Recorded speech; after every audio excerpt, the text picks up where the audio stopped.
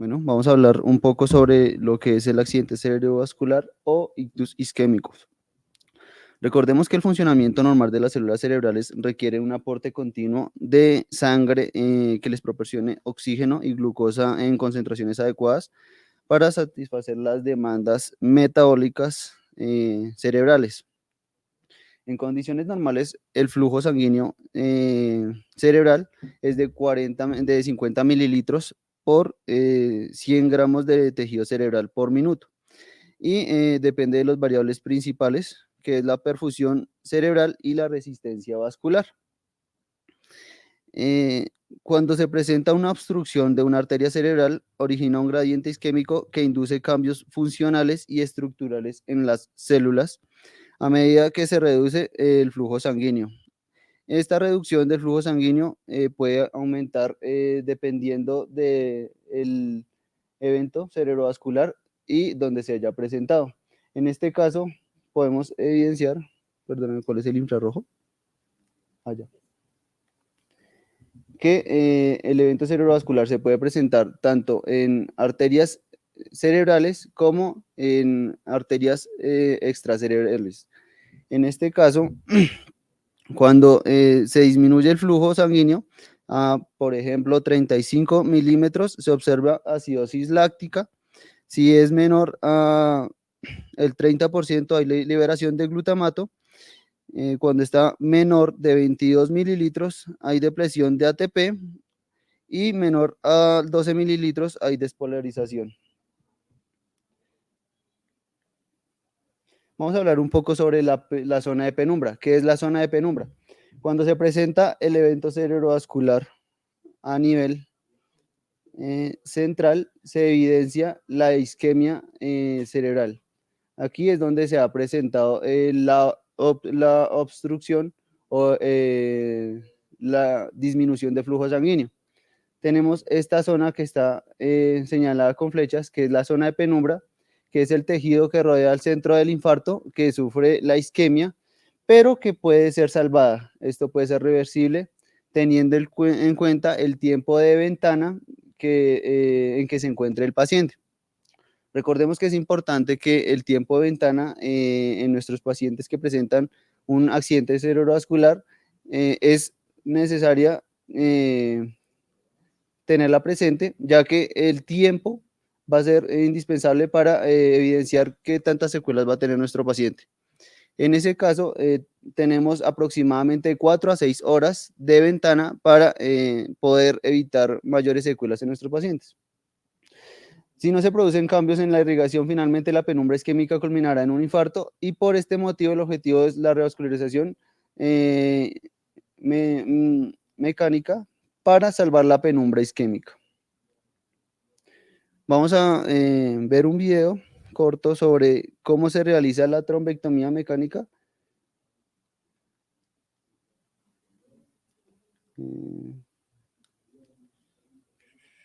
¿Tú me puedes ayudar desde allá, por favor?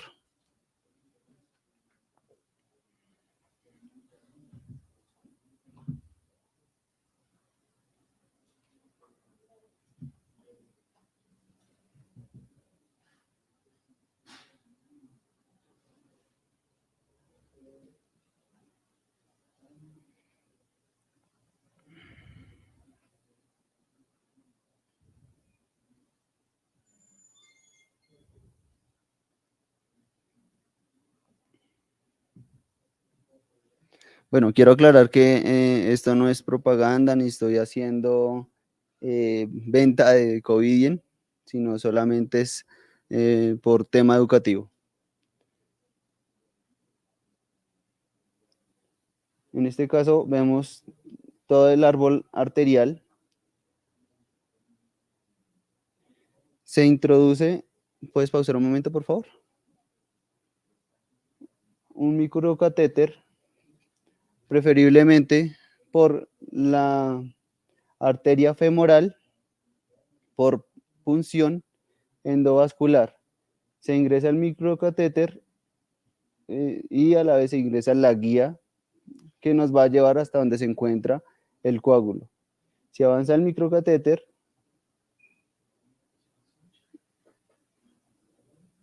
Se retira la guía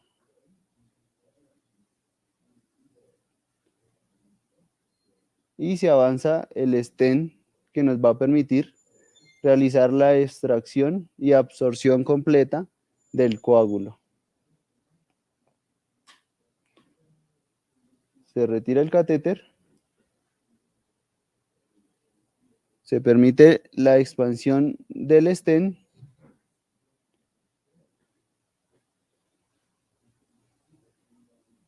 Aquí es importante ocluir el flujo sanguíneo para evitar que el coágulo realice una embolia o haya un desplazamiento del coágulo hacia otra área y así poderlo extraer completamente.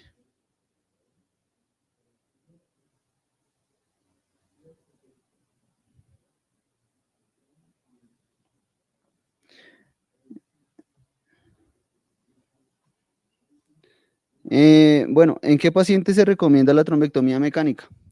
En aquellos pacientes que presentan accidentes cerebrovasculares isquémicos agudos con oclusiones de grandes vasos y que el tejido cerebral recuperable no fue efectiva con la trombólisis, perdón, o que en dichos casos la trombólisis está contraindicada. Por ejemplo, en casos de pacientes que están presentando fibrilación auricular o que tienen diabetes mellitus o que por la edad no les es posible realizarle la trombólisis y puede llegar a presentar un accidente cerebrovascular hemorrágico. Vamos a entrar ya en contexto con el cuidado de enfermería. Recordemos que el rol del enfermero va basado en la atención y el cuidado integral de nuestro paciente. Por ello, en la unidad de cuidado intensivo lo vamos a manejar en diferentes esquemas. Tenemos 6 puntos importantes del cuidado del paciente en unidad de cuidado intensivo, que es la vigilancia neurológica, la vigilancia respiratoria, vigilancia hemodinámica, vigilancia de eliminación, vigilancia nutricional y vigilancia de seguridad y protección. En este campo lo dividí en 2 temas, teniendo en cuenta que el paciente puede llegar crítico o puede llegar estable. Y pues como les mencionaba anteriormente, eso depende de la ventana terapéutica del paciente. Si este paciente llega fuera de ventana, posiblemente llegue un paciente crítico que va a tener una alteración del estado de la conciencia, va a presentar posiblemente falla en el tallo cerebral y a la vez falla respiratoria, que nos va a tener un paciente con alteración hemodinámica y va a requerir protección neurológica, tanto ventilatoria. Para ello, durante el cuidado del paciente crítico posterior a la trombectomía es necesario realizar protección neurológica. Se puede hacer tanto farmacológica como no farmacológica. La farmacológica principal es el manejo con sedación. Recordemos que para nuestros pacientes, como lo han mencionado en los anteriores conferencistas, es un grupo multidisciplinario que se enfoca en la atención de nuestro paciente.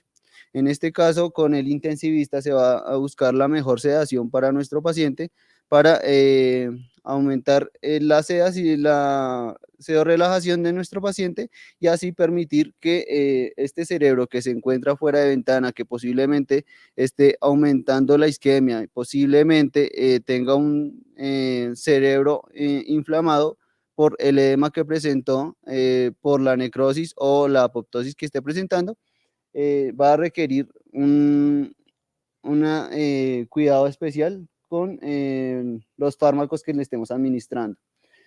Asimismo, es importante manejar la monitoría índice biespectral, ya que esta nos permite ver en qué estado de sedación está nuestro paciente, si el paciente se encuentra con una adecuada sedación o si requiere algún otro medicamento adicional para que nuestro paciente se encuentre sedo relajado. Posteriormente es importante tener en cuenta que el paciente se le debe hacer un control de TAC o imagenología si se cuenta también con resonancia magnética cerebral para realizar una visualización posterior de que el paciente no esté nuevamente cursando con otro accidente cerebrovascular. Cuando nuestra paciente está estable, sí, que se le puede hacer una valoración consciente a nuestro paciente, lo podemos manejar por escalas. Está la escala NIHSS, la escala BIFAST, la escala neurológica y también mencioné acá el TAC de control, ya que nuestro paciente, a pesar de que pues tuvo una trombectomía exitosa, eso no quiere decir que nuestro paciente no pueda incurrir en presentar un nuevo accidente cerebrovascular. Vamos a hablar un poco sobre las escalas. Les voy a presentar la escala de NIHSS de neurología. Es importante que no solamente el grupo de neurología sea quien lo maneje, sino que también nosotros como profesionales de enfermería seamos quien manejemos esta escala. ¿A qué voy? A que el paciente, cuando se le hace la valoración eh, en el ingreso, se va a tener esta escala como primer método, además de las imágenes neurológicas del paciente, para identificar en qué estado se encuentra nuestro paciente. Si nuestro paciente viene, por ejemplo, con un NIHSS de un puntaje en, pongamos, 15 puntos, tenemos que verificar que nuestro paciente se mantenga en esos 15 puntos y posterior a la trombectomía, ese puntaje empiece a disminuir. Si nosotros durante nuestro cuidado evidenciamos que este paciente aumenta nuevamente el puntaje del NIHSS, esto nos puede dar indicación de que nuevamente puede estar cursando por un accidente cerebrovascular. Vamos a poner un ejemplo. Por ejemplo, nuestro paciente tiene un nivel de conciencia, recién llegó alertable, pero posterior a la trombectomía, pongámosle a las 6 horas, presenta mínimos estímulos verbales, entonces ya me da un puntaje. Si, por ejemplo, nuestro paciente no tenía dificultad en la visión, no, en su campo visual estaba adecuado, pero posterior a esto está presentando una hemiapnosia, podemos sumarle un puntaje más a la escala. Así sucesivamente vamos a estar valorando a nuestro paciente. Tengamos en cuenta que nosotros como profesionales de enfermería somos quienes estamos encima de nuestro paciente, estamos 24/7 y vamos a tener un contacto continuo con él. Entonces ahí vamos a poder ver si nuestro paciente está evolucionando satisfactoriamente o tiene alto riesgo de que presente nuevamente un accidente cerebrovascular. Ya anteriormente habían hablado sobre la escala BIFAST, pero pues quería mencionarla ya que pues nosotros la manejamos de una manera práctica. ¿Qué quiere decir BIFAST? En inglés, ¿qué significa? Ser rápido. La intención es que el tiempo influye en nuestro paciente. Mientras sea menor el tiempo en la atención de nuestro paciente, menos secuelas va a tener este paciente. Entonces no voy a ahondar mucho en el tema, ya que la escala BIFAS ya fue mencionada por otra conferencista. Otra escala que manejamos acá en la institución, en la Fundación Santa Fe, se maneja la escala neurológica. Esta escala se maneja tanto para paciente que se encuentra sedado, ventilado, como para paciente que se encuentra estable. En este caso, nosotros vamos a valorar en el paciente sedado el índice biespectral, la respuesta pupilar y la funcionalidad de sus extremidades, teniendo en cuenta que esto también nos puede indagar sobre si el paciente ha tenido una evolución satisfactoria o ha tenido retroceso por la trombectomía. Vamos a hablar sobre la vigilancia respiratoria. En paciente crítico, cuando nuestro paciente llega con falla, es requiriente que se le maneje la ventilación mecánica en apoyo con terapia respiratoria para que los parámetros que requiere el paciente le brinden una adecuada oxigenación, ya que nuestro cerebro, como les mencionaba anteriormente, requiere una protección neurológica no farmacológica. Una de ellas es mantenerle la la oxigenación por encima de 95% de saturación. Esto nos va a permitir que el flujo sanguíneo aumente y que la oxigenación que requiere el cerebro sea la necesaria. Asimismo, vamos a utilizar la monitoría NIRS no invasiva que nos va a permitir evidenciar cuánto oxígeno, cuánto aporte de oxígeno está recibiendo nuestro paciente a nivel cerebral. Y el manejo de la vía aérea, esto nos va a permitir que nuestro paciente reciba el aporte de oxígeno requiriente. Si, por ejemplo, nuestro paciente se encuentra ventilado, evitar que se obstruya el tubo, que por el manejo de secreciones que se le manejen al paciente sean las adecuadas para evitar que nuestro paciente aumente su CO2 y esto nos permitirá mejorar la oxigenación sanguínea a nivel cerebral. Si nuestro paciente está estable, igualmente tenemos que hacerle monitoría a su saturación. Si encontramos que nuestro paciente está menor a 90 la saturación, es necesario aumentarle por lo menos a 95% del oxígeno. Es importante recordar que no es necesario mantener una oxigenación por encima del 100%, ya que la oxigenación por encima del 100% nos puede aumentar los radicales libres de oxígeno y esto puede aumentar la isquemia. Entonces, sí es necesario hacer una medición exacta del aporte de oxígeno que requiere nuestro paciente. Ya si nuestro paciente va mayor a 48 horas, es necesario también iniciar el incentivo respiratorio, ya que nuestro paciente por la postración en cama va a generar desacondicionamiento físico y a su vez va a permitir que se presente atelectasias. Para ello es necesario iniciar el incentivo respiratorio. Hemodinámicamente, nuestro paciente crítico, lo que se le busca es estabilizarlo, tanto con soporte vasopresor como, si sea necesario, vasodilatación. Puede que nuestro paciente esté cursando por una hipertensión arterial y ese haya sido el motivo del cual haya presentado su evento cerebrovascular. Pero pues durante la sedación, la sedorelajación, el procedimiento de trombectomía, nuestro paciente esté cursando con bajas tensiones. Entonces, en ese caso, vamos a requerir un soporte vasopresor. En compañía del médico especialista, en este caso el intensivista, es necesario realizar un manejo con el Doppler transcranial, ya que esto nos va a indicar el flujo sanguíneo que requiere nuestro paciente y a su vez poder evaluar la dirección y la velocidad del flujo sanguíneo que va a requerir. Con eso sabemos si la tensión arterial media que necesita nuestro paciente es la indicada para mejorar el flujo sanguíneo cerebral y asimismo el aporte de oxígeno. Si en dicho caso nuestro paciente está cursando con una tensión arterial elevada, con unas sistólicas por encima de 220 y una diastólica por encima de 105, es requiriente que se utilice manejo con vasodilatadores, controlados obviamente por el grupo intensivista. Asimismo, también es necesario la vigilancia del sangrado. Recordemos que durante su procedimiento el paciente se le hizo una punción a nivel de arteria femoral.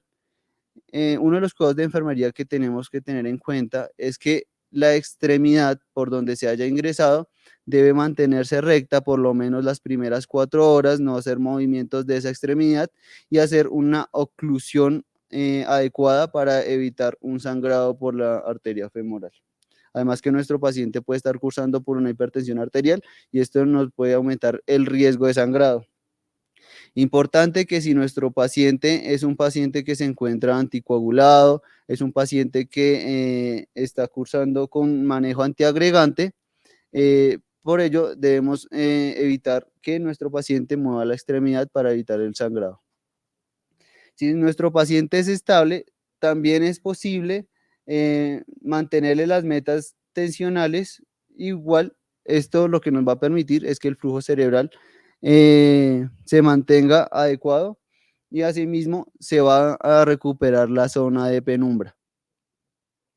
Tromboprofilaxis. Este paciente es un paciente que acaba de cursar con un procedimiento quirúrgico, así sea mínimamente invasivo. Entonces, se entiende que no se puede iniciar tromboprofilaxis farmacológica, ya que el riesgo de sangrado puede aumentar. Entonces es necesario iniciar tromboprofilaxis mecánica, si es posible, compresores vasculares de miembros inferiores para aportar a la mejor circulación sanguínea.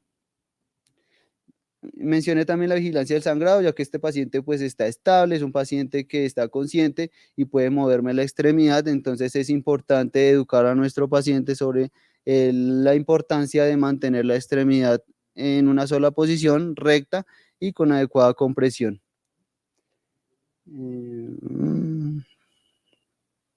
Ya más adelante se evaluará si el paciente requiere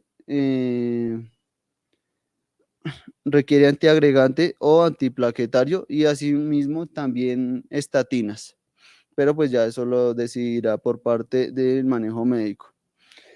Es importante también resaltar en este caso que para tener un aporte de vasopresor adecuado es necesario tener una tensión arterial exacta. Para ello es necesario contar con una tensión arterial, si es posible, invasiva, y asimismo se le va a poder realizar una adecuada manejo de soporte vasopresor.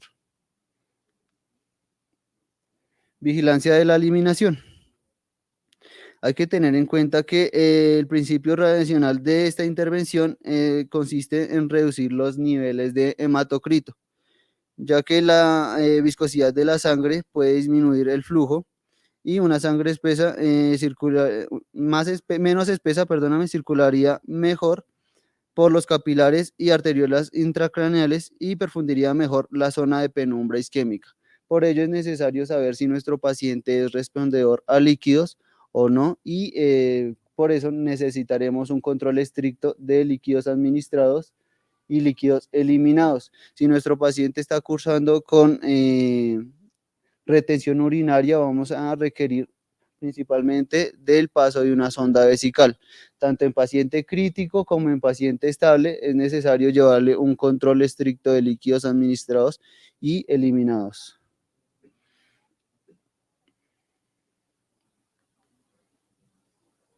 Vigilancia metabólica. En la vigilancia metabólica hay que tener en cuenta que nuestro cerebro, que está cursando con una isquemia, va a aumentar el metabolismo y el requerimiento de ATP y de glucosa. Entonces, para ello es necesario vigilarle su control glucométrico. Siempre que llegue a la unidad de cuidado intensivo, nuestro paciente tiene que tener un adecuado control glucométrico. Por ello, si nuestro paciente está cursando con una glicemia menor a 100, es necesario que se le inicie aporte de glucosa, en este caso con dextrosa, según la indicación médica. Pero si nuestro paciente es un paciente que cursa con diabetes mellitus y que llega con hiperglicemia, también es necesario controlarle esa hiperglicemia. Tanto la hipoglicemia como la hiperglicemia puede afectarnos la función cerebral de nuestro paciente. La hipoglicemia porque no llega la adecuada glucosa al cerebro y la hiperglicemia porque este aumento de glucosa va a generar también liberación de radicales libres y va a aumentar va a permitir que la zona de penumbra aumente su isquemia y puede llegar a presentar una apoptosis. Asimismo, también es necesario manejar un control electrolítico, ya que pues como vamos a aumentar la volemia, este paciente va a poder presentar eh, hipocalemia, hipocalcemia y pérdida de electrolitos, si es necesario realizar un aporte adecuado de electrolitos. Y principalmente que se haga un manejo con soporte nutricional, verificar que nuestro paciente tenga la interconsulta con soporte para poderle iniciar, si es necesario, soporte parenteral para mantener las metas metabólicas de nuestro paciente y así mejorar el aporte metabólico que requiere nuestro cerebro. Si nuestro paciente está estable y necesita aporte nutricional, es importante que se le inicie prontamente la tolerancia de la vía oral. Para ello vamos a hacer una valoración y seguimiento por fonoaudiología. Debemos guiarnos con ellos, ya que ellos nos van a indicar si nuestro paciente tiene una adecuada deglución o si nuestro paciente puede tener riesgo de broncoaspiración o microaspiración por líquidos. Para ello es necesario entonces guiarnos con el equipo de fonoaudiología. Si nuestro paciente llegara a requerir también paso de sonda nasogástrica para la alimentación o no, ellos nos pueden indicar el manejo de nuestro paciente. Y vamos a hablar sobre seguridad y protección de nuestro paciente. Hay que tener en cuenta que nuestro paciente puede cursar con hipertermia. Si nuestro paciente llega a presentar hipertermia, el daño cerebral por la hipertermia es multifactorial, ya que el aumento de la temperatura incrementa el consumo de oxígeno y los requerimientos metabólicos de las células cerebrales. Se favorece la liberación de radicales libres como el glutamato y otros neurotransmisores conocidos como mediadores del daño neuronal en zonas de penumbra isquémica, y además existe evidencia que sugiere que el aumento de la temperatura corporal favorece a procesos bioquímicos implicados de la apoptosis a nivel de las células localizadas en la penumbra cerebral. Por ello es que debemos controlar siempre una temperatura de nuestro paciente y que no suba más de 37 grados centígrados. Dentro de los cuidados en la neuroprotección, muchas veces se ha preferido que nuestro paciente crítico se mantenga bajo temperaturas por mínimo 35 grados centígrados. Esto nos va a ayudar a que nuestro paciente tenga un reposo cerebral y esto va a permitir que el edema cerebral disminuya. Infección asociadas a la atención en salud, lo relaciono porque es este paciente crítico, por el tiempo de reposo cerebral, va a estar por lo menos unos 4 o 5 días mientras el cerebro se desinflama. Para ello es necesario cuidar sus dispositivos médicos, evitar lesiones por presión, realizar los cambios de posición adecuados por lo menos cada 2 horas para que nuestro paciente no haga una lesión por presión y daño tisular. Asimismo, también podemos evitar la prevención de infecciones asociadas a la atención en salud, teniendo cuidado con sus catéteres y demás medios invasivos que tenga nuestro paciente. Igualmente, en nuestro paciente que se encuentra estable, también vamos a hacer un control de la hipertermia. Como les decía, la hipertermia aumenta los niveles metabólicos en nuestro paciente y también puede alterar su estado de conciencia. Y asimismo, también vamos a prevenir la lesión tisular. Hay que tener en cuenta que, como les mencionaba anteriormente, es un equipo de trabajo multidisciplinario quien se encarga de el paciente que ha presentado un accidente cerebrovascular. Siempre vamos a llevar a nuestro paciente a una rehabilitación y que este paciente sea funcional, que sea un paciente que se pueda autocuidar y asimismo brindarle la mejor atención para que las secuelas que llegue a presentar sean mínimas. Esta es la bibliografía. Si necesitan consultar, ahí pueden buscar. Ya, gracias.